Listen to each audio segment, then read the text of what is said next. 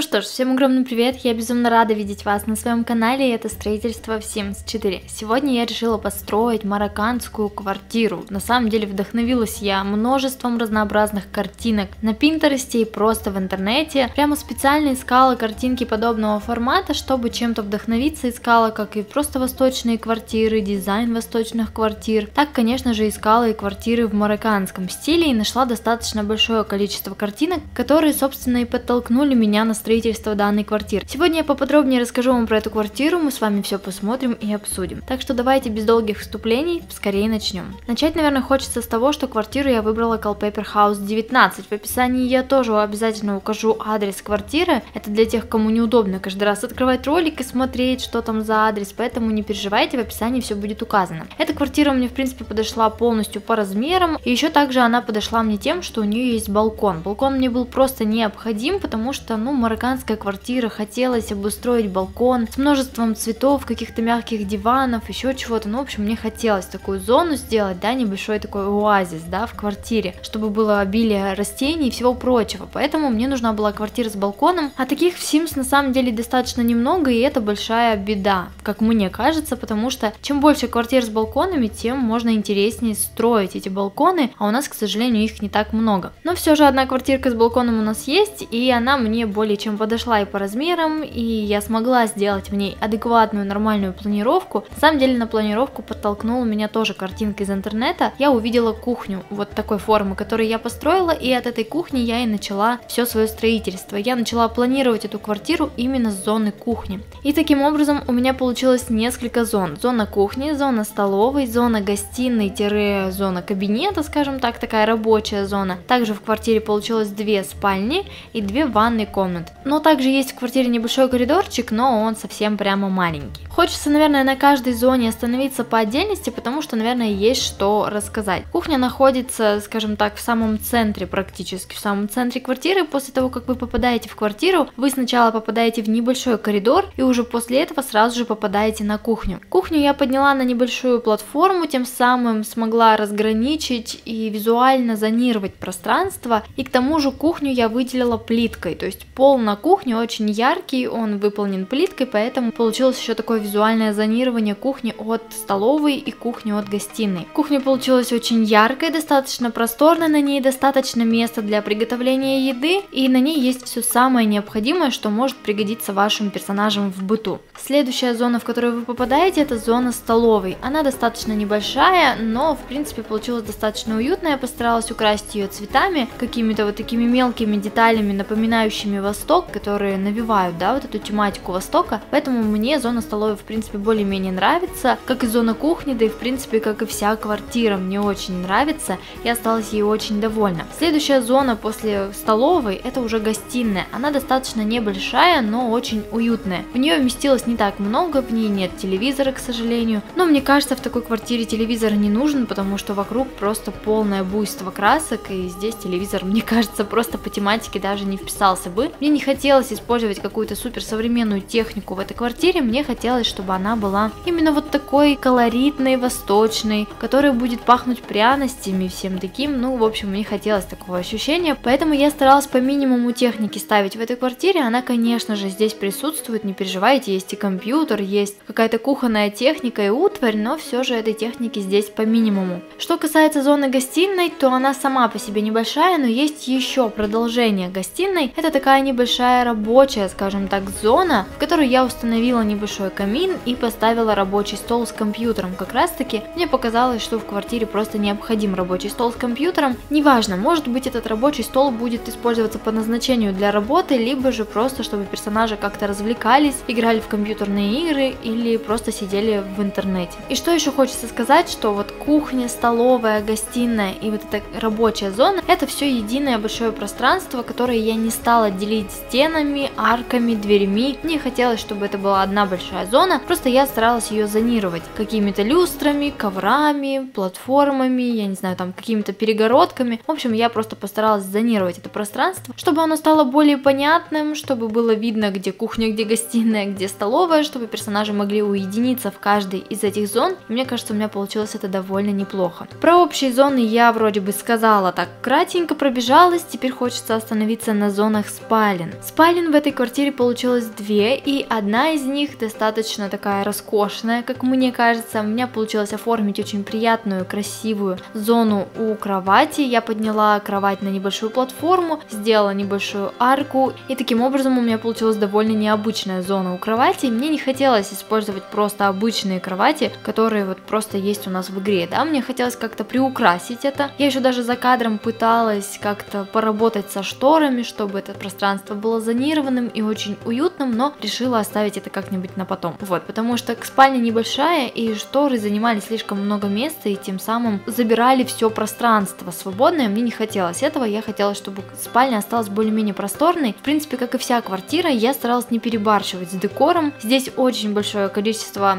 цветов, но декора здесь не так много, как я люблю обычно ставить. Старалась не переборщить, чтобы не перегрузить эту квартиру. Она и без всякого лишнего декора очень яркая, очень насыщенная, очень теплая и уютная, поэтому мне кажется, что декора здесь много и не надо. Тут за все отвечает плитка, ковры и какие-то растения. В принципе, это уже складывается такая восточная тематика и без всякого декора. Возвращаемся к спальне. Спальня максимально простая, без большого, опять же, количества декора. Самое необходимое: кровать, комод, какие-то небольшие кресла и диваны. В восточном стиле большое обилие кресел, диванов и всякой мягкой мебели, огромное количество подушек и всяких вот таких вот пледов, покрывал, всего прочего. Я так понимаю, это такая отличительная черта данного стиля в интерьере, и я, конечно же, старалась ее поддержать всяческим образом, но я не могу сказать, что здесь прям очень много каких-то покрывал и подушек, понятно, потому что в Sims нет такого декора, к сожалению, я до сих пор его жду. Вот правда, я каждый раз жду этих подушек отдельных и отдельных пледов, каких-то вот таких мелких деталей, которых, к сожалению, нам никак не привнесут в игру. Но, как говорится, надежда умирает последней, и я до сих пор надеюсь и жду, и думаю, что когда-нибудь все-таки разработчики нам добавят нечто подобное, вот какой-то такой декор, которого так иногда не хватает, чтобы сделать интерьер еще более уютным и ярким. Кстати, что хочется сказать про спальню: у каждой спальни есть своя отдельная ванная комната, они в принципе примерно одинаковые по размеру, и по цветовой гамме я тоже старалась их выдержать в одной палитре. Ну, одна из ванных комнат снята на камеру, поэтому вы ее увидите в самом конце, а вторую ванную я построила за кадром. Мне показалось, что две ванные комнаты, там не на что смотреть, они практически плюс-минус одинаковые, и это не очень интересно. Что ж, перейдем ко второй спальне и к обсуждению. Вторая спальня получилась не такой светлой, как первая. Я использовала там темное покрытие на стенах, и в принципе она такая более, знаете, глубокая по цветам, и там большое обилие тоже красок, и там преобладают какие-то темно-зеленые, такие бирюзовые оттенки, поэтому она является более такой темной и глубокой, но она тоже получилась достаточно уютной, в нее тоже вместилось все самое необходимое: кровать, небольшой туалетный столик, рабочее место, кстати, с еще одним компьютером, поэтому в этой квартире получилось два компьютера, но в принципе в разных комнатах, и они не мозолят глаз, по крайней мере. Также еще во второй спальне получилось организовать гардеробную, небольшую буквально такую зону. Я осталась более чем довольна обеими спальнями, мне нравится и первая, и вторая. Первая получилась более светленькая, такая прямо аккуратненькая, а вторая такая более глубокая, насыщенная и темная. Ну и вишенка на торте в этой квартире — это, конечно же, большой балкон, который я всячески старалась украсить цветами, растениями, поставила там вертикальные клумбы. Если вдруг ваши персонажи любят заниматься садоводством, вы можете выращивать там какие-то травы. Допустим, в летний период времени, пока тепло на улице, вы можете выращивать травы, которые можете потом собирать и добавлять в свою еду. Почему нет? Это всегда прикольно. Я помню, как мы, когда я была маленькая, в детском саду выращивали на подоконнике лук, а что мы там еще растили?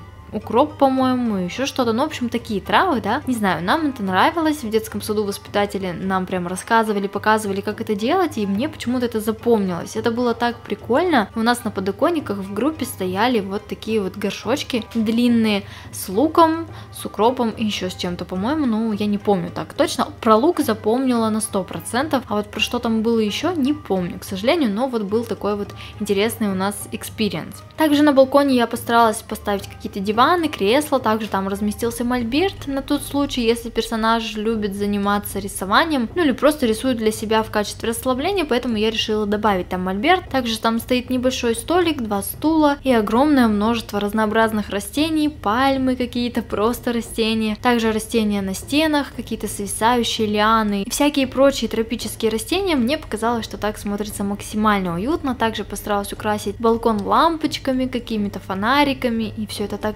классно засверкало, все это так классно подсвечивается в ночное время, и мне кажется, балкон это одно из самых уютных мест в этой квартире. Ну, понятно, что вся квартира в принципе очень уютная, но балкон это прям моя огромная любовь. Наверное, после гостиной. Гостиная стоит на втором месте, а балкон прямо вот на первом. Хотя балкон я строила в самую последнюю очередь, и мне казалось, что квартира очень-очень красивая. Но после того, как я построила балкон, я поняла, что балкон занимает первое место в моем сердце в этой квартире. Все остальные зоны идут после него. Также хочется, наверное, еще остановиться на цветовой палитре. Старалась поиграть с красками, использовала какие-то яркие стены, яркую плитку, старалась как-то сочетать мебель так, чтобы она тоже была очень яркой, красочной и теплой, и навевала какое-то тепло, уют. Опять же, когда я строила эту квартиру, знаете, как будто бы в нос ударял запах пряности. До такой степени она прямо уютная, что мне прямо захотелось окунуться, прямо очутиться в этой квартире хотя бы ненадолго, чтобы прочувствовать эту атмосферу,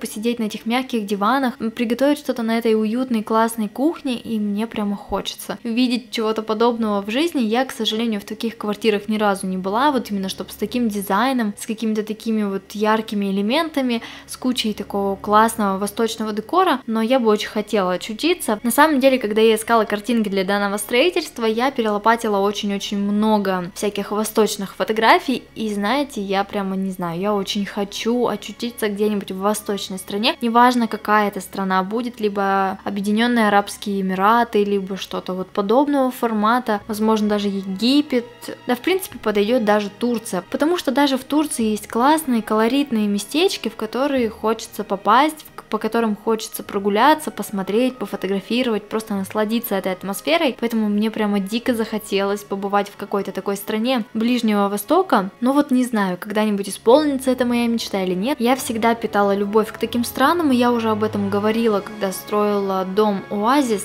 Ссылка в правом верхнем углу для тех, кому интересно, и те, кто не видел, обязательно посмотрите. Там тоже получился прекрасный восточный дом, который тоже в моем сердце. Ну что ж, вроде бы про квартиру я сказала все, что хотела вроде бы сказать. На самом деле вы все сможете увидеть самостоятельно на видео, потому что я старалась снимать все от и до. Даже расставление какого-то мелкого декора, хотя иногда я некоторые участки бывает пропускаю, но тут вроде бы ничего не пропустила. Возможно, прям какие-то отдельные мелочи, но все отдельные мелочи сможете рассмотреть на последней кат-сцене. Постаралась тоже, сняла для вас классную кат-сцену под очень-очень красивую музыку. Я просто кайфую от такой музыки, именно восточной, с этими барабанами и со всем прочим. Прямо, не знаю, эта музыка тоже в моем сердце, как и эта квартира, как и этот стиль, как и вся вот эта восточная тематика. Обожаю и люблю просто всем сердцем, поэтому надеюсь, что вы тоже насладитесь этой музыкой, этой кат-сценой и как-то немножечко окунетесь в эту восточную тематику и насладитесь этим теплом и уютом. На этом про строительство все. Теперь хочется поговорить, наверное, об обновлении Sims 4. Я думаю, что вы в курсе, да, что игра вчера вечером обновилась, по-моему, да, и в игру привнесли как раз-таки вот эти новые функции в CAS, о которых говорили на трансляции. Разработчики добавили какие-то предпочтения, да, по музыке, по цвету, по вкусам, добавили персонажам более глубокую настройку, чтобы мы могли выбирать предпочтения персонажам, что они любят, а чего они не любят, и мне кажется, что это очень-очень классно, потому что этого, в принципе, в игре не хватало, как мне кажется. Я вижу, что разработчики начали прорабатывать персонажей все глубже и глубже. Я думаю, что в скором времени дойдет даже до каких-то вот воспоминаний, возможно, либо чего-то вот такого подобного, да, что персонажи будут помнить какие-то вещи очень долго, либо периодически будут о чем-то вспоминать и об этом будут говорить мудлеты. Ну, в общем, я думаю, что они проработают эту систему воспоминаний, либо систему каких-то чувств, возможно, не просто чувств к человеку, как любовь, да, по типу любви, а еще какие-то чувства, возможно. Посмотрим, как оно будет, но в любом случае разработчики взялись за персонажей, и это уже очень сильно радует. Также, что еще там было в этом обновлении, они исправили несколько цветов волос, исправили какие-то прически, которые приходили еще с базовой версии игры. Очень даже классно, что они стараются исправлять свои какие-то самые первые прически, потому что на них уже просто невозможно смотреть. Их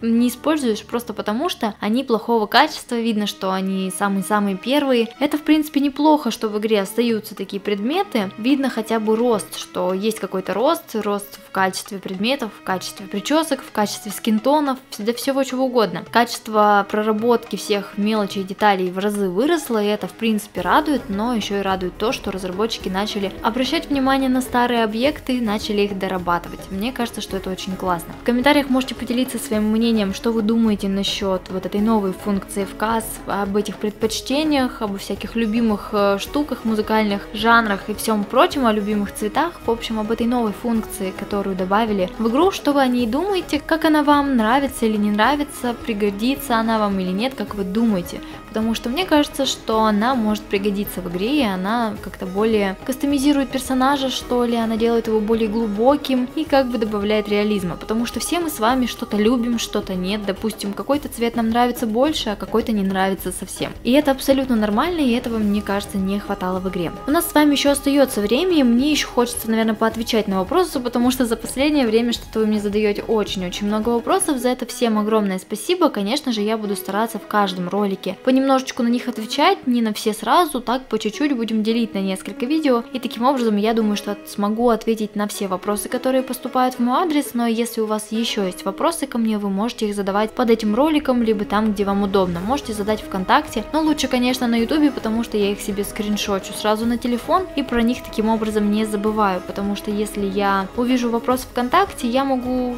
какое-то время о нем помнить, а потом могу про него забыть. Поэтому, если вы хотите получить на свой вопрос ответ в ближайшее время, то лучше задайте его в комментариях под этим роликом. Итак, сегодняшний вопрос. Когда выйдет Sims 5? Будешь снимать Sims 4 или Sims 5? Или миксовать все это вместе? На самом деле очень интересный вопрос, конечно, когда выйдет Sims 5, а еще фиг знает, когда это будет. Пока что никакой информации, я так понимаю, в этом году Sims 5 не анонсируют, и даже не факт, что анонсируют в следующем году, потому что я уже говорила о том, что разработчики стремятся к тому, чтобы поддерживать игру как можно дольше. Не знаю, возможно, выйдет Sims 5, и они продолжат поддерживать четверку, либо как это все будет обстоять, непонятно. Но я думаю, что когда выйдет Sims 5, я сначала сделаю упор на Sims 5. Конечно же, сделаю какое-то количество контента по новой игре, а уже потом, если я буду понимать, что можно будет миксовать, или что вам будет интересно и четверка, и пятерка, то будем миксовать. Почему нет? Мне кажется, что это неплохая идея. Во-первых, потому что пятерка выйдет все равно изначально сырой достаточно, и там не будет такого большого количества объектов, которые уже есть в Sims 4. Ну и понятно, что там не будет такого поля большого для творчества, поэтому я думаю, что я буду сама даже хотеть вернуться в Sims 4 и периодически что-то делать в четверке, потому что к механике четверки я уже привыкла, я знаю все объекты вдоль и поперек практически. Ну, понятно, что еще вот добавятся в ближайшее время новые объекты, и их тоже нужно будет запомнить, но в любом случае механику четверки я знаю очень-очень хорошо. В плане механики стройки, да, я знаю режим строительства практически полностью, и пятерка, конечно, это будет что-то новое, это будет очень интересно, как мне, я думаю, так и вам, потому что всегда все новое очень интересно, поэтому я думаю, что изначально сделаю упор на пятую часть Sims, а уже потом, возможно, вернусь обратно в четверку, ну не так, что обратно на совсем, а просто буду миксовать. И еще также один вопрос, тоже касаемый Sims 5, поговаривают, пятерка уже создается, еще пара годков и релиз, скорее всего. Чего ожидаешь и к чему готовишься? Я уже говорила о том, что пятерка, скорее всего, будет онлайн, в ней будет режим онлайн. Кто-то говорит, что это плохо, кто-то говорит, что это наоборот классно, хорошо. Я нейтрального мнения, на самом деле, я не знаю, хорошо это или плохо, я хотела бы, чтобы было два режима игры, однопользовательский и вот эта песочница, да, онлайн. Мне кажется, что чаще всего я буду использовать именно одиночный режим игры, потому что я в основном строю, и мне по большому счету онлайн, ну, как таковой не особо нужен, я играю крайне редко, поэтому мне кажется, было бы прикольнее сделать именно вот два режима игры. А вообще, в целом, чего я ожидаю от пятерки, наверное, более масштабной игры с открытым миром, с более глобальными функциями, как для строительства, так и для игры. Ну, понятно, что я делаю упор на стройку, потому что мне это более интересно, но я не знаю, что произойдет со мной, с моим каналом за год, за полтора, да, пока ее релизнут. Я думаю, что, возможно, мои предпочтения могут измениться, и, возможно, я даже играть начну, и не только за кадром, но и на канал, ну, посмотрим, как оно там сложится. В любом случае, жду чего-то более масштабного, конечно же, жду машин, жду также времен года, потому что без них, к сожалению, уже никуда, жду также питомцев. Я надеюсь, что все это будет уже изначально в базовой версии 5-го Симса. Я надеюсь, что разработчики не пойдут по тому же пути, по которому они пошли с четверкой, сначала выкатили самую сырую версию 4, базовую, да, и уже потом начали клепать на нее дополнения. Времена года, питомцы, что там еще было, на работу. Зачем это надо, непонятно.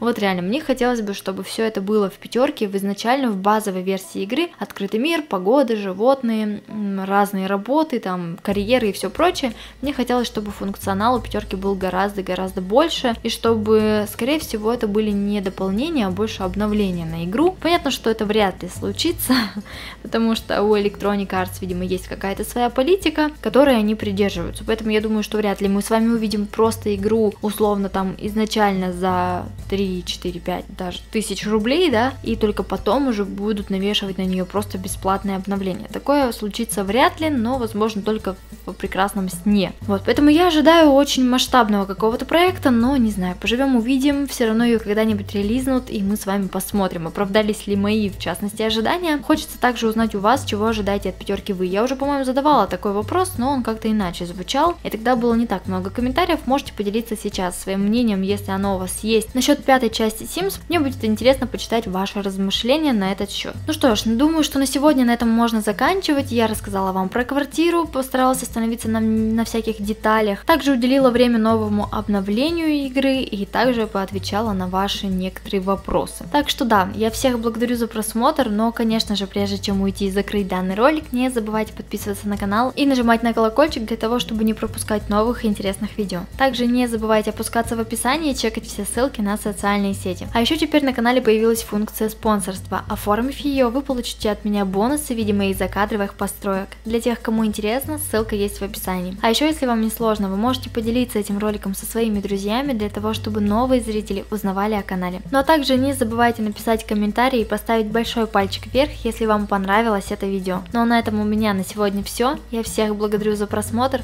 всем до скорых встреч и всем пока-пока. Увидимся с вами в новых роликах.